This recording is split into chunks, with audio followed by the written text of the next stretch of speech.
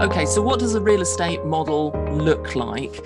And a real estate model will have generally four key areas, and they need to be distinct from one another. And a key element, as with any cash flow, is time. We work in a sort of an anti-clockwise pattern here. So we've got our global inputs, which will affect the whole model. And then we'll separate that to the tenancy schedule, the tenant inputs.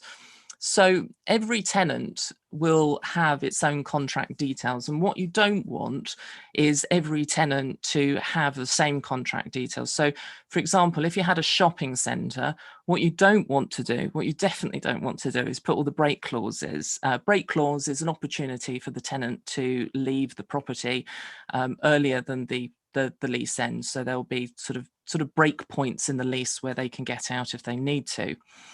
Now, you don't want to put break clauses in all of your tenants on the same dates, because if you're in a shopping centre, and shopping centre will suffer from a 5 to 10% vacancy, and the reason for that is because if you walk around a shopping centre and a bit of it is empty, let's take obviously normal circumstances, and part of it is empty, then it will give you a sense, it will give you a feeling that perhaps this isn't the place to be. So it can have a knock-on effect. You need the opportunity to do something about that. If you've got a few of them that are about to break, you can bet your bottom dollar that every other retail unit in the shopping centre will know about it, if not from communication between the shop assistants, from nothing else.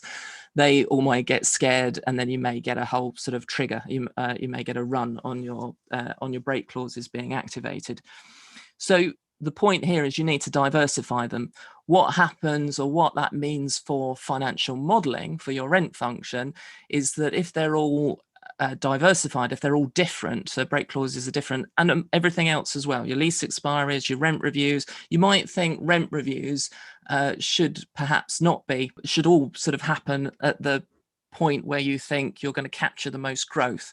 But growth is predicted as well. So it's like putting your chip all on the same number when you're playing roulette. You're expecting the growth to happen at that point. For that needs to be diversified as well. Your ability to capture the growth in rent. So from modeling, what that means is that your function. So let's shift to the very colourful bit that I've called rental cash flow there. And those colors are representing, it's not, it's just an image, so it's not actually reflecting a cash flow, but the image is trying to get across that perhaps each of those colors are representing a break clause, a lease expiry, a rent-free period.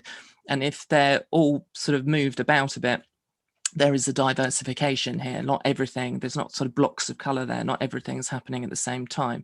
From a modeling perspective, it means in the top left-hand corner of that rental cash flow, you're going to have to model for all of that behavior for each of your tenants across the whole cash flow.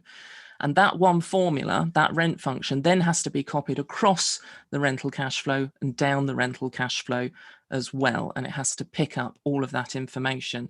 And I've mentioned a whole array of different features that you could have in a lease. You have to model for all of those, and then you have to test them for every point in the rental cash flow. So that's your rent function. And that is, if you've not used real estate financial models before, or you've looked at real estate financial models and you've not used them, you might be kind of moving down the spreadsheet. You might be thinking, well, that number looks okay, and that's fine. I can probably cope with this spreadsheet. And then you hit a number, a formula that's lines and lines and lines long, and you just give up and say, yeah, I can't deal with this. What you're normally looking at when you hit that really long formula is a rent function, because it is a challenge to try and abbreviate that rent function.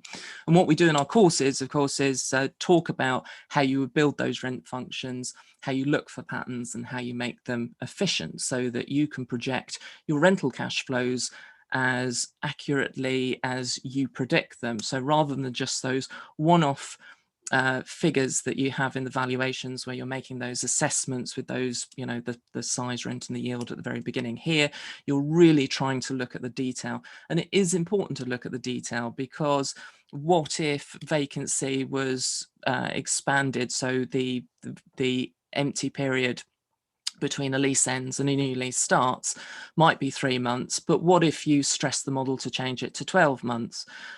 You might think, well, I can cope to that to a point, but then when you put it into the cash flow, you may see that a few of them overlap. And as they overlap, you end up with potential, not guaranteed, but potential great big holes in your cash flow, and that may affect your overall IRR. Once you've generated the cash flow, that's by far the most complex bit, then feeding that back up to the project cash flow, and you'll need to remove from that your operational expenditure, your CapEx, and get all your investment activity, and then you'll generate your net cash flow. It's the net cash flow that's the holy grail of all of our models. And then we turn that into an IRR, an NPV, and worth, and any other metrics that we might